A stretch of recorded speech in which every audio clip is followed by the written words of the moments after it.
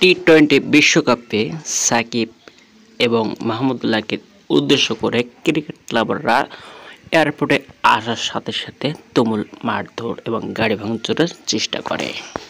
Cricket লাভাররা এটা কখনোই মেনে নিতে পারে নাই। টি-20 বিশ্বকাপে সেমিফাইনালে ওঠার পরেও যে সামান্য একটা আফগানিস্তান ক্রিকেট টিমের কাছে হেরে যাবে 114 রানে টার্গেট 115 রানের টার্গেটে, সেটা ক্রিকেট লাভাররা কখনোই বিশ্বাস করতে পারেনি।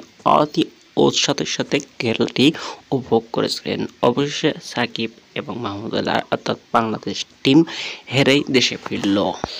এটা ক্রিকেট লাভারদের জন্য অত্যন্ত দুঃখজনক একটি বিষয় ছিল, যেটা কখনো মেনে নিতে পারে নাই ক্রিকেট লাভাররা। সাকিব এবং মাহমুদুল্লাহ যখনই এয়ারপোর্টে আসে তখনই তাদের মারধর শুরু